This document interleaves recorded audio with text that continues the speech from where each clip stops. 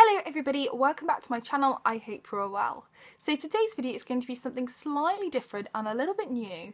As you all know, I'm a massive lover of Agatha Christie, and because I'm coming to the end of Agatha Christie's works and I'm actually having to reread her works, which I'm absolutely loving because I think the more you reread a book, the better it gets. I decided that I was going to push myself into reading some other classic crime books by classic authors. So today I thought I'd review 3 of them for you, and hopefully you'll find something really interesting to read.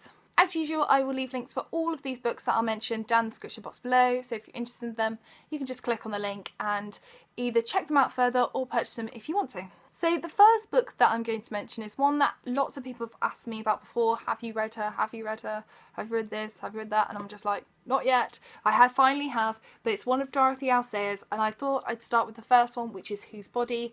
Dorothea Sayers has a detective called Lord Peter Wimsey, and this is the first in the Lord Peter Wimsey mystery series. Whose Body is about a body that is discovered in the bath at Mr. Thipps's house, naked, only wearing a pair of spectacles. And Lord Peter Wimsey has to work out who's the body and, of course, who did the murder and why.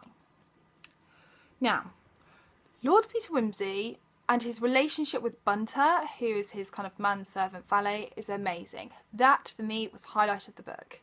The rest of it, I have to say, I was a little bit disappointed. It's a little bit more kind of gruesome than Agatha Christie. It's a little bit more gory, not anything by today's standard, but it's just a little bit. And I have to say, I think because in my head, because of how much I love Agatha Christie, I thought I would love this just as much, and I think I hyped it up too much, so I was a bit disappointed because it was very different. That doesn't mean that I won't read more of her works in the future, because I think she has the potential to be a great author. Just wasn't for me, this one. I think it's going to take me a while to get into it and get me used to someone different, to be honest. As simple as that. But the relationship between Lord Peter Wimsey and Bunter was amazing, and that is something that I'm looking forward to in my next read of Dorothea Sayers. The next book that I'm going to discuss is a classic from the British Library Crime Classics, and this is Murder Underground by Mavis Doriel-Hay. Just look how beautiful this cover is. These are absolutely fantastic and beautiful designs. I cannot get over it. Now, Murder Underground tells the story of a Miss Pongleton who is doing her walk down the stairs of an underground tube station. There, she is strangled brutally using her dog's own leash, which is disgusting and horrible, but it's done in a very cozy and twee way, which I think is very good. I think if you're a fan of Agatha Christie's writing style, you like the coziness, you like the tweeness, this one will be the one for you because that's very similar to Agatha Christie.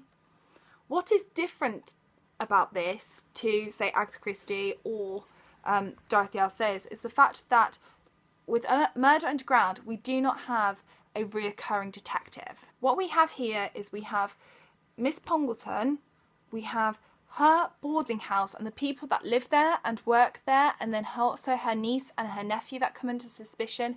We're telling their stories throughout the chapters of them working out who's the murderer and why they did the crime.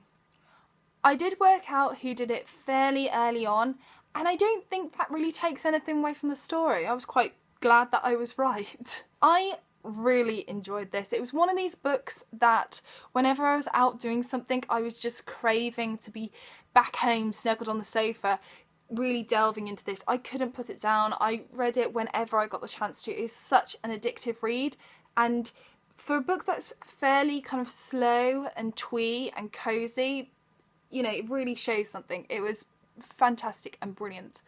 I gave this one 4 out of 5 stars. The reason why I didn't give it a 5 is because I think there is better yet to come from Mavis Doriel-Hay. She's got 2 others by the British Library, which are Death on the Chairwell, which I also own, and I also own the other one. Bear with me. Here it is, because I'm just about to delve into it. It's the Santa Claus murder. This is obviously a Christmas one, hence why I'm just about to delve into it, because it's Christmas time and I've got my Christmassy earrings on. For me, I just think there's better yet to come from either of those two books. So I gave this one 4 out of 5, kind of in reservation. And it could go up to that 5-star. We'll have to wait and see. And the last book that I want to review and recommend to you is The Case of the Gilded Fly by Edmund Crispin, a Gervais Fenn mystery. I absolutely love these covers. I think they're beautiful. They're done by Vintage. Well done, Vintage, because this is just stunning. I love the detail with the books. They're fantastic. This book is the first in the Gervais Fenn mystery series. The most popular of which I believe is The Moving Toy Shop, which I also own. We start this book on a train, and this is what I absolutely love about this book. It's so neat and tidy and organised. So we start, as I said, on a train. The first character we meet is Gervais Fenn, and then each paragraph from then on is a different character from the book. So you really understand what their personalities are like, who we're meeting, who you can expect in the murder mystery story. And something that is great is the suspense of each chapter. For instance, the first chapter, the last sentence is this: and within the week that followed, 3 of these 11 died by violence, which I was just like, oh, I need to read more, I need to read more. From the train, they all leave the train to go to Oxford. In Oxford, they're all part of this kind of theatre-y university circuit, and the murder victim is Yuset. Now, Yuset is a beautiful woman, but she's very vain, she's very arrogant, she's loved by some men and then just hated by everyone else. And so when she's murdered and she's shot outside Gervais Fenn's office, no one really is too bothered because there aren't that many people that like her, to be honest. There are some Latin references in here, and if you're like me and you can barely recognise any Latin, then you might have to look up some of the phrases, but when I did, it was really worth it because it was quite funny and humorous. It is so British, it's ridiculous. The Oxford University and the Oxford theatre world was amazing to read. I love Gervais Fenn. I love the fact that we have his wife in this as well. It makes it more funny and it kind of lightens up the whole thing. It, again, like Murder Underground, it was one of these books where I was coming home and I was thinking, I really want to just come and read this book and get snuggled up on it. It was never a chore to read this. I really enjoyed it.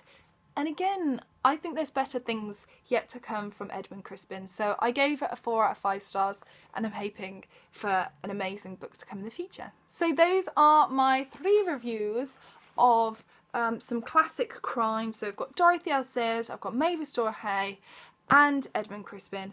So I hope you enjoyed this video. As I said in the beginning, I will leave links for these books down in the description bar below if you want to check them out further or purchase them.